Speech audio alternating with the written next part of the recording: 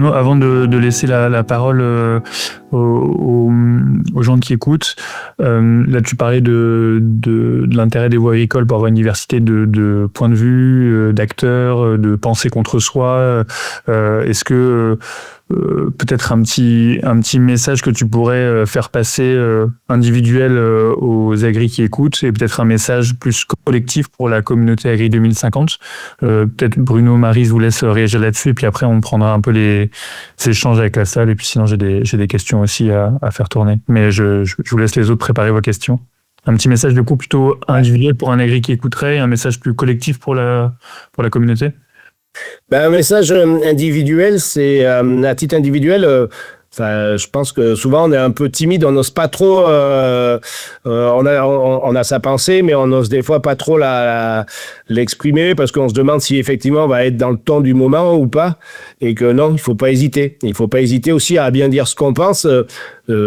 Toute pensée peut évoluer d'ailleurs, et à un moment c'est le point de départ de l'échange et de la capacité même aussi à construire encore plus. Donc je dirais qu'à titre individuel, c'est vraiment d'aller au devant, de pas hésiter à casser des codes sur ce qu'on peut faire en termes d'échange. Ça c'est vraiment à titre individuel, c'est vraiment ce que je sens. Et puis à titre plus collectif, c'est s'écouter. Je dirais cette nécessité à s'écouter et surtout à aller comprendre. Quand je dis s'écouter, ça peut paraître très beau et une belle phrase, mais c'est pas que ça quoi.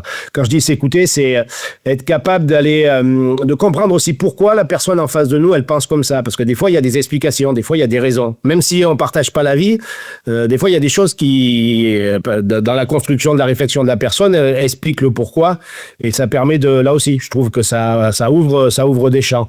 Et donc collectivement c'est ça, c'est une écoute mais qui est à la fois active. C'est vraiment essayer de comprendre. Je vais donner un exemple, mais dans notre parcours de formation sur la première promo, on a rencontré un directeur de la grande distribution, où c'était super intéressant de voir lui quels étaient aussi ses impératifs, quelle était la pression qu'il subissait lui dans son quotidien, dans son métier, et pourquoi des fois il pensait pas de façon très naturelle en premier lieu aux revenus des agriculteurs. Il avait lui aussi d'autres pensées, d'autres enjeux et d'autres pressions à titre personnel qui faisaient et on arrive à comprendre ça. Donc après, c'est une fois qu'on a compris ça, c'est ensemble de se dire oui, mais alors comment on essaie de changer les choses. Mais cette capacité là à aller comprendre pourquoi la personne peut penser ça quoi.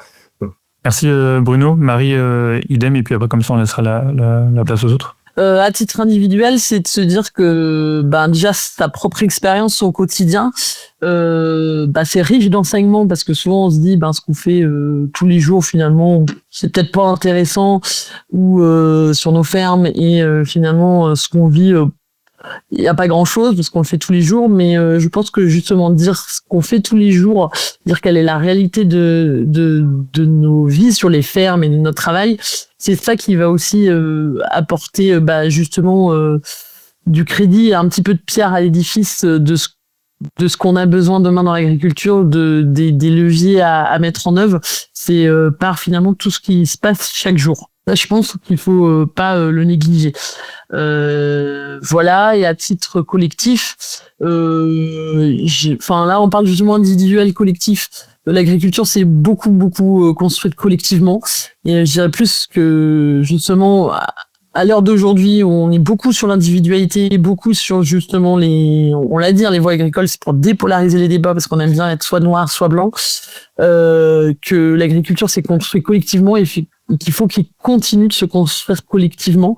Même quand on commence à être dans des sociétés de plus en plus individualistes, je pense que l'agriculture arrivera aussi par les pratiques, par les changements, les transitions qu'on voit avec le changement climatique, etc. Tout ça, on y arrivera aussi collectivement. Il faut pas négliger ça. Voilà. Merci à tout le monde. Je vous laisse du coup les autres ouvrir caméra et ou micro, et comme on n'est pas forcément très nombreux, vous pouvez prendre la parole librement. Est-ce qu'il y a une première question? Il y a François qui a son micro ouvert, mais on ne t'entend pas, François. Ouais. Est-ce que tu peux... Ah si. Et vous m'entendez là? Là c'est bon, on t'entend. Allô? On t'entend. Bonjour à vous. Moi j'ai rien de spécial à dire, sauf vous féliciter, donc je crois Marine, pour cette initiative de mener nos nos points de vue, nos réflexions directement auprès de la gente politique, parce que ce sont des gens qui sont dans un autre monde que nous, et il faut tout faire pour que le gouffre qui est entre nos deux mondes puisse un jour se restreindre pour qu'ils nous comprennent un petit peu, quoi.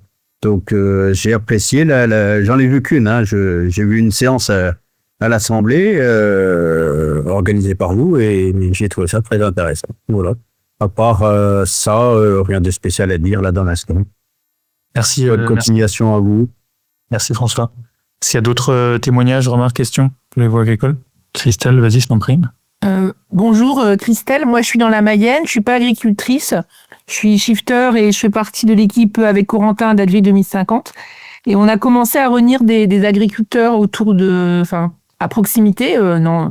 Et certains d'entre eux témoignaient de la difficulté à parler avec les élus. Donc il y avait la difficulté de parler avec les consommateurs, mais il y a aussi la difficulté dans le dialogue avec les élus. Donc on s'était dit qu'on se mettait ça de côté, pour travailler ça prochainement. Donc je sais pas si les voies agricoles peuvent être aidantes là-dessus, ou s'il y a d'autres assos qui peuvent aider les agriculteurs localement dans leur dialogue avec les élus.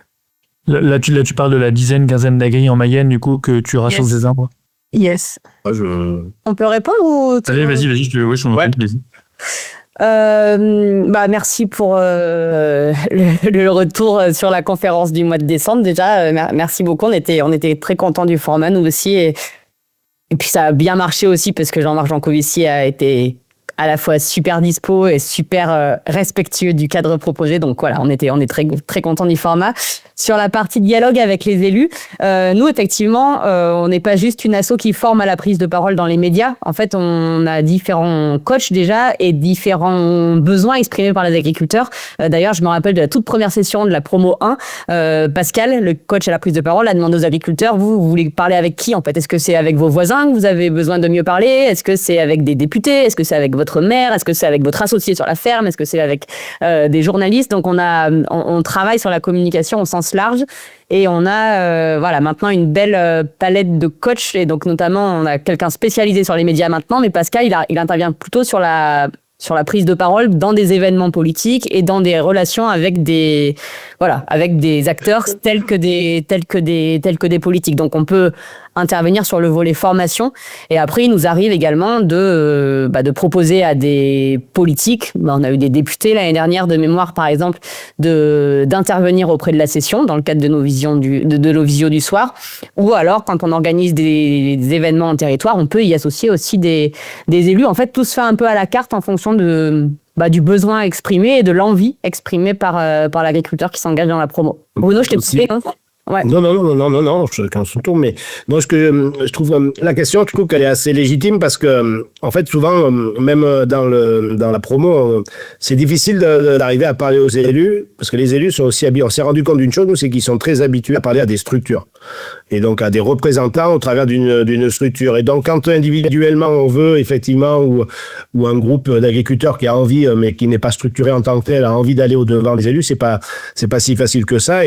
Et on voit que, en fait, c'est par l'organisation d'événements où on invite l'élu qu'on arrive justement à faire passer des messages. C'est-à-dire qu'il faut aussi essayer de contourner un peu ses habitudes de fonctionnement et d'être à l'origine de l'organisation d'un événement d'échange, et où on invite des élus. Mais là, souvent, ils sont plutôt réceptifs, et c'est là que se fait le premier contact, et où ils découvrent aussi des agriculteurs qui ont envie de parler avec eux, qui ont envie d'exprimer des choses. Et ça, je trouve que c'est un retour d'expérience aussi assez important, parce que quand même, quand on veut chercher des élus, souvent il leur faut oui, mais vous représentez qui, vous représentez quoi? Mais sauf que nous, justement, on se représente nous-mêmes, et on a un avis aussi à donner. Ouais, après je vais un tout petit peu modérer parce que quand même on a eu à chaque fois, on est déjà allé 2 fois à l'Assemblée nationale avec la promo 1, là on y retourne avec la promo 2. On a à chaque fois des députés de tous les groupes, on sent quand même qu'ils sont en attente en fait, c'est rafraîchissant pour eux aussi d'avoir des témoignages très ancrés dans la réalité des fermes. Donc plus ça va, moi j'ai l'impression qu'il y a quand même un petit mouvement, et plus ça va, moins ils ont envie de se contenter justement des paroles très politiques des organisations. Donc il y a quand même de la place, je trouve, pour aller porter ce type de de témoignages. Enfin, on n'a pas eu trop de mal à chaque fois à se faire accueillir et à rencontrer plein de députés, quoi. Oui, mais moi je suis d'accord aussi avec ce que dit Marine. Là, tu es plus sur le côté forme que fond. Enfin, fond que forme. Mais dans la forme, la première fois qu'on avait fait avec les voies agricoles un rendez-vous à l'Assemblée où il y avait plusieurs députés de tous bords, c'est quand même de ce rendez-vous-là qu'est née l'idée de créer la sauce. En se disant, ils ont un moment pour arriver à les capter ou les intéresser, ils ont besoin de savoir qui les appelle. Après, sur le fond, ils sont effectivement, c'est ce qui est aussi des fois, je trouve un peu surprenant, ils sont plutôt preneurs d'avis qui soient pas des avis de structures très organisées avec un discours à peu près préécrit ou sur lequel ils découvrent pas grand-chose parce ils peuvent s'y attendre. Ils sont aussi preneurs effectivement de récits individuels, de partage d'expériences. Hein. Mais c'était plutôt sur la forme, moi, je trouvais qu'il y avait ce besoin et donc il faut prendre les devants là aussi, c'est prendre les devants en organisant quelque chose.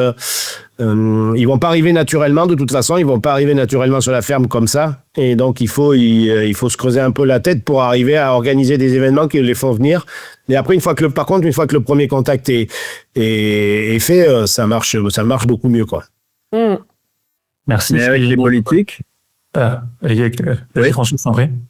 avec les politiques, il faut aussi se méfier qu'ils ne récupèrent pas non plus le fait d'être à notre écoute et qui fassent semblant d'autre chose. Je parle surtout à Corentin là vis-à-vis de ce qui s'est passé là ce matin dans nos discussions. Voilà, c'est jamais gratuit de leur part. C'est un peu comme la grande distribution qui est tout content de nous mettre en photo à l'entrée de la grande du magasin. Bon voilà, vous voyez ce que je veux dire? Mais Marie peut peut-être témoigner là-dessus. Sur le risque de récupération? Oui, alors nous, on l'a pas beaucoup eu avec les voies agricoles. Moi, j'ai connu ça quand je travaillais avant pour des organisations, notamment des députés qui avaient, je vais le dire très clairement, par exemple, des députés d'extrême droite qui recevaient un courrier d'Interbev et qui, dans chaque débat, disaient à quel point ils dialoguaient avec Interbev. Et ils appuyaient leur discours et ils appuyaient leur message en l'habillant en faisant croire à un dialogue très nourri avec Interbev, ce qui n'était pas tout à fait vrai. J'ai pas trop ressenti ça pour l'instant depuis le début de l'expérience avec les voies agricoles, justement parce qu'on fait tellement. Mais c'est vrai que la précaution de parler à titre individuel qu'on donne pas on donne pas beaucoup de matière à récupérer, je pense.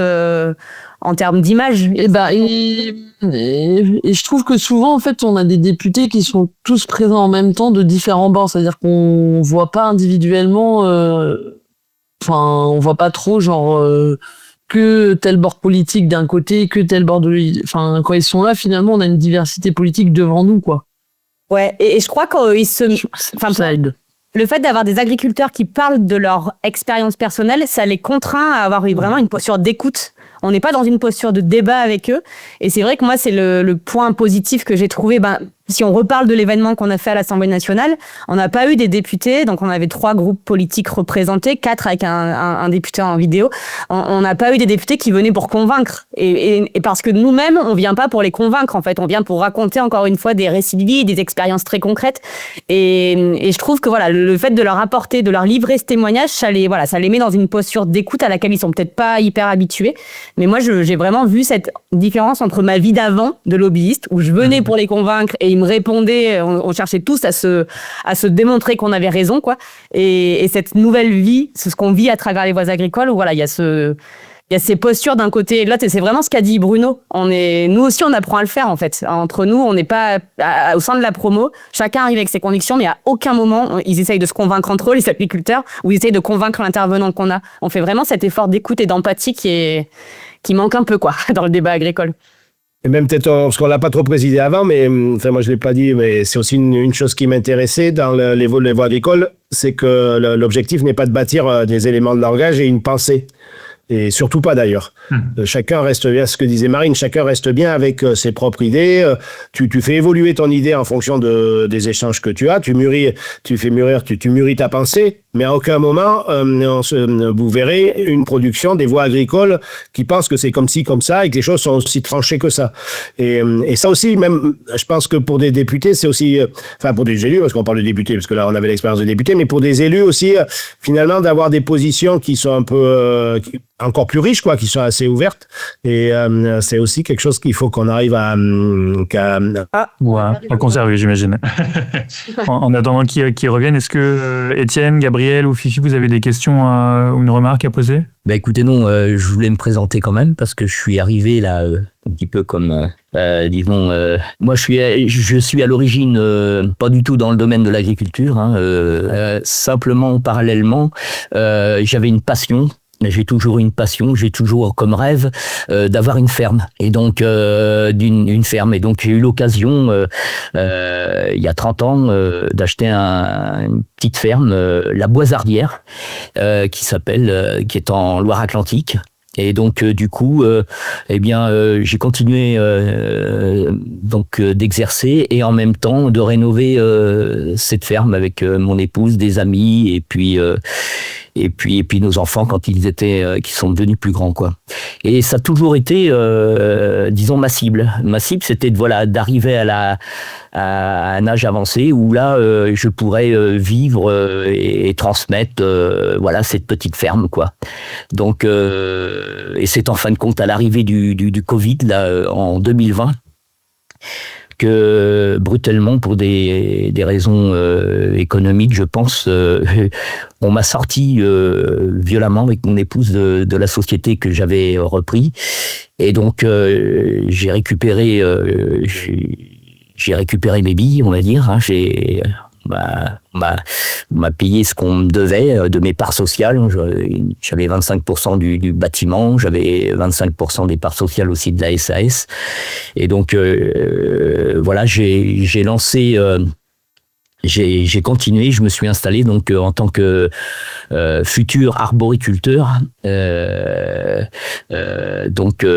C'est ce que je prévois de faire, quoi. Et donc en développant de l'agroforesterie. Ce que je voulais vous dire aussi, c'est que en 2020 j'ai appris que j'avais un cancer. Et donc là, je me suis retrouvé dans une situation où je pouvais plus continuer. Je voulais faire vivre cette ferme. Et donc du coup là j'ai trouvé avec mes amis une solution. Donc comme j'avais pas de problème de capitaux, quoi, en fin de compte, j'avais pas besoin d'aller voir un banquier et tout ça, puisque j'avais touché des sommes qui étaient quand même assez importantes. Et donc j'ai mis en place un système avec mes amis. Et donc 1 heure de leur vie qu'ils consacrent à m'aider, je les dédommage et je leur donne 20 € de l'heure qui viennent me dédommager, quoi. On a mis ce système en place et ça leur a permis déjà d'avoir, disons, au-delà, ils sont pas dans l'idée, ils ont pas besoin de produire, ils viennent, voilà, c'est 1 heure de vie consacrée à faire, à réaliser en fin de compte mon rêve, voilà, et donc ça nous a permis donc d'avoir énormément de jeunes, j'ai des pompiers volontaires aussi qui sont venus m'aider et ils roulent des brouettes à longueur de journée, ils font du broyage, ils font ils sont en train aussi, puisqu'il y a une activité complémentaire qu'on est en train de développer, c'est l'installation, on crée des petites fermes et donc mobiles, dans le but de développer au niveau de la commune des petites structures comme ça, quoi. Et donc on crée des modules à partir de conteneurs existants, à partir de matériel existant qu'on récupère, qu'on remet en place. On fait des piquets, on a toute une procédure pour faire des piquets de clôture pour pouvoir mettre dans ces petites parcelles des animaux. Merci pour le témoignage. Je vais peut-être juste me permettre de faire tourner aussi un peu la parole. Est-ce que peut-être juste sur ces dispositifs un peu de délégation du travail, avec du coup des gens qui investissent dans des fermes et qui permettent du coup à des fermes potentiellement de transitionner sur des sujets énergie, climat, décarbonation, etc., avec du travail extérieur, est-ce que ça c'est des choses sur lesquelles vous voulez témoigner, Marine, ou ce que vous avez vu, enfin des nouvelles formes en tout cas de fermes, par exemple, peut-être un peu plus collectives? Alors, on n'a pas eu ces exemples très concrets pour l'instant dans les récits que nous ont amené les différents agriculteurs de nos promos. Alors, dans la promo 2, on n'a pas encore, on ne sait pas encore tout de tous les agriculteurs de la promo. Hein. On a commencé qu'au mois de janvier, mais on n'a pas eu ce type de retour de témoignage. On a des agriculteurs qui s'impliquent dans de la formation. On en a un de la promo 2, par exemple, qui est en train de créer une sorte d'école en s'appuyant sur 4 fermes de son territoire, donc un peu dans le même esprit de transmission. Mais effectivement, on n'a pas ces exemples, c'était retours d'expérience très concrets sur ce thème-là. Mais merci beaucoup pour ce témoignage, ouais. Est-ce que là tu parlais tout à l'heure, Bruno, de pas forcément chercher, on va dire, d'éléments de langage, malgré le fait que vous avez plein de voix individuelles effectivement dans ce réseau et ce mouvement-là. Est-ce que le fait de pas chercher une forme de consensus, c'est entendable quand même, dans le sens où du coup, s'il n'y a pas de consensus, vers quoi on avance? Et peut-être une autre question qui est de dire, là du coup vous avez un collectif, une promo une quinzaine de personnes, maintenant une promo de 25 personnes. Comment est-ce qu'on duplique, comment est-ce qu'on passe à l'échelle? Est-ce que du coup dans 4-5 ans on aura du coup 5-6 nouvelles promos, mais comment est-ce que vous voyez un peu ces effets en cascade? Alors, je disais, il n'y a pas de consensus, effectivement, sur le message. Par contre, il y a un prérequis, c'est que tout le monde doit être ouvert à la transition. Alors, si tu veux, après, c'est différentes façons de l'approcher. Et c'est là aussi qu'on se rend compte que quand on parle de transition, ça peut être très, très large. Hein. D'ailleurs, les approches et les visions, hein, ça peut aller de toutes petites structures à des grosses structures avec des enjeux qui sont pas les mêmes. Mais donc, il y a quand même ce qui nous rassemble et ce qui fait corps, c'est que tous les membres, à un moment, sont enclins déjà ont intégré la dimension de la transition et la nécessité d'une transition.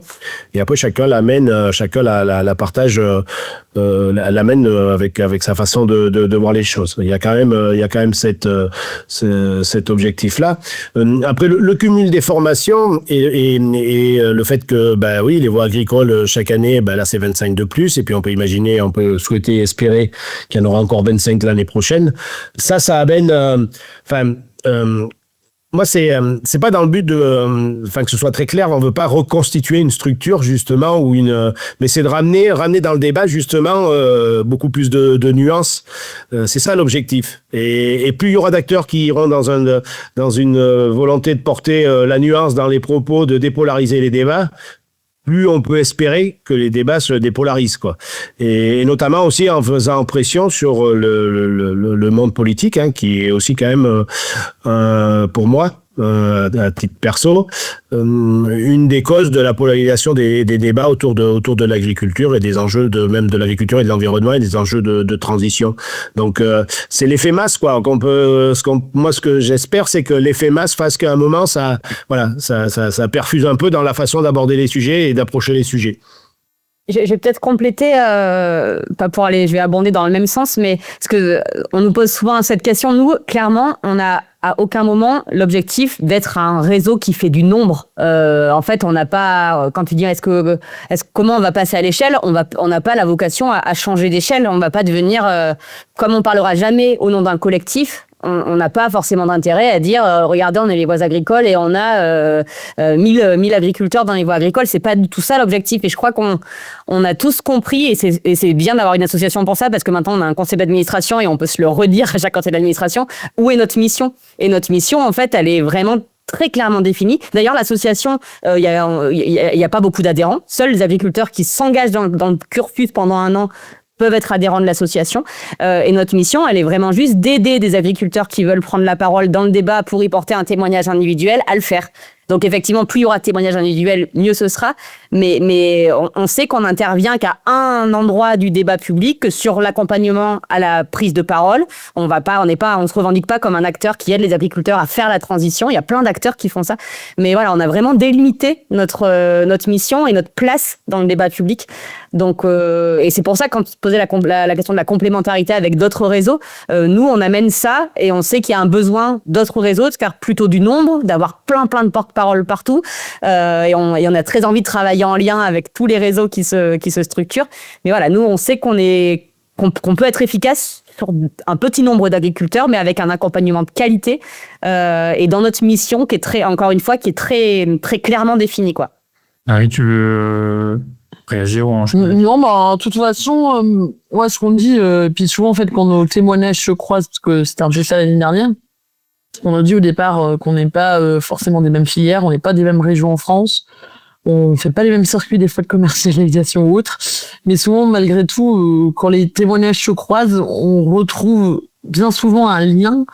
Alors certes, on sort pas des consensus ou des lignes politiques, mais malgré tout, il y a quand même des liens, des mêmes questions qui en ressortent, des mêmes leviers ou des mêmes problématiques, même si certains sont dans le sud de la France à faire des nouvelles productions comme Julie qui était sur à réfléchir sur les amandes ou autres, mais on a quand même à la fin un peu les mêmes questionnements et en tout cas les mêmes un peu problématiques, et je pense que c'est ça aussi qui ressort dans la multitude des témoignages quelque part. Ça va pas dans un sens complètement et dans l'autre. On retrouve à la fin un petit fil conducteur qui nous dit peut-être pour l'agriculture il manque ces éléments-là, ces éléments-là.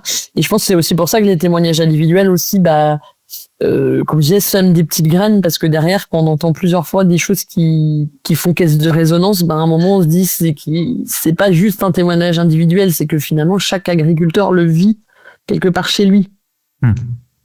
Je vois l'heure qui tourne pour qu'on termine pas trop tard. Est-ce qu'on a une dernière question, remarque? Je sais pas, Étienne, si tu veux prendre la parole, si tu as des choses à raconter ou que tu as envie de partager quelque chose. Oui, enfin, moi je suis un agriculteur du Sud-Ouest. J'ai fait à peu près 15 ans de syndicalisme agricole. Ce que je note par rapport à tout ce que vous avez évoqué, c'est que s'exprimer envers des organismes, des élus, soit au niveau d'un canton, d'un département ou région, ça reste assez compliqué.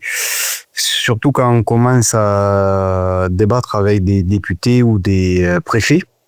Parce que là, en termes de communication, malgré tout, on évite de balayer si on ne va pas dans le sens de ces gens-là. Et je pense que des structures comme ça, c'est très intéressant pour essayer de développer sa pensée et d'exprimer au mieux et au plus juste ce qu'on essaie de passer comme message. Et tu veux dire de pas essayer de pas y aller tout seul non plus? On peut y aller tout seul, mais si vous voulez, enfin, j'ai 44 ans, je suis issu d'une famille agricole, j'ai fait mes études en lycée agricole. Apprendre à communiquer ensemble, c'était pas du tout dans le cursus. Moi, psychologiquement, ça a été très dur de passer ce cap, de discuter avec d'autres personnes de notre milieu. Et arriver à se faire comprendre, ça m'a pris quand même pas mal d'années, et de rencontrer des gens. À l'époque, j'avais suivi des formations avec des jeunes agriculteurs pour apprendre à parler en public, notamment avec des élus, et ça m'avait énormément rendu service pour justement essayer de faire passer des messages, des choses concrètes, mais pas forcément des messages, on va dire, politiques d'un côté syndical, vraiment des choses terre à terre qui nous touchent à tous, enfin, du monde agricole. Sensibiliser toutes ces structures, c'est plus compliqué qu'on ne le pense pour se faire comprendre. Je ne sais pas trop quoi vous dire d'autre. Merci. Ça appelle une réaction ou pas forcément?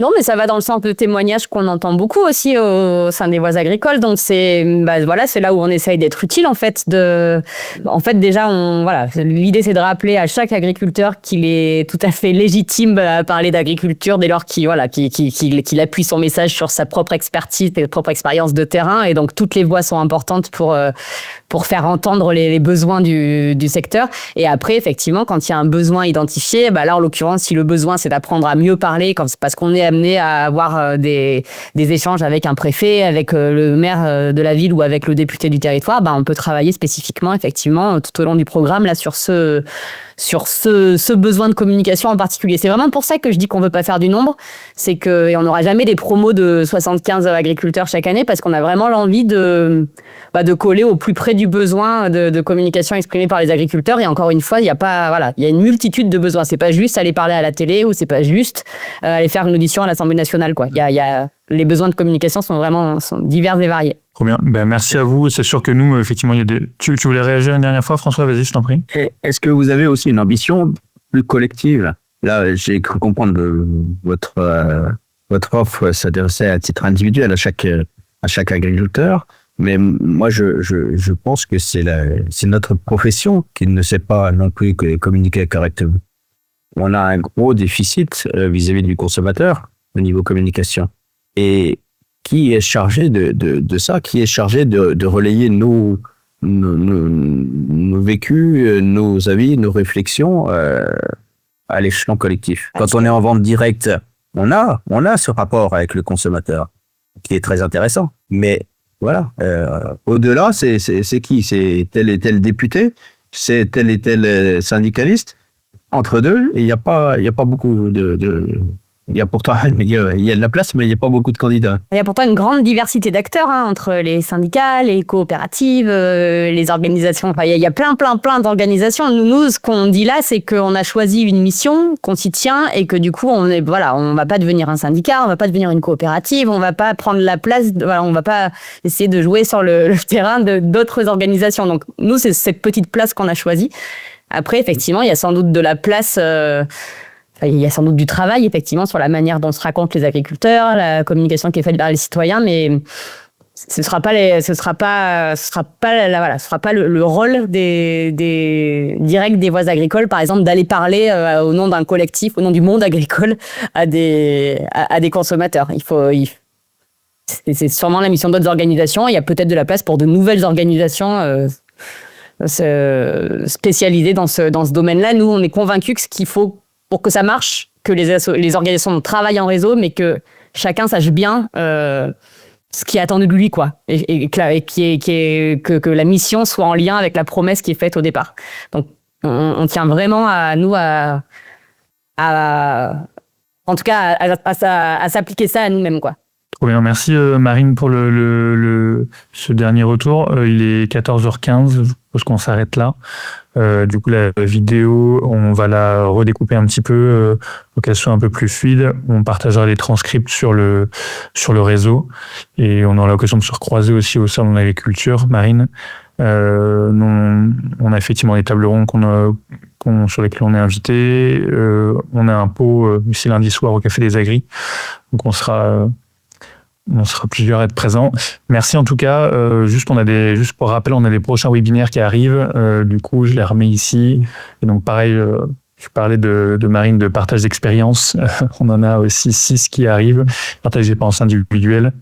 Et puis après, des regards un peu plus extérieurs sur effectivement comment est-ce que la profession se perçoit, comment est-ce que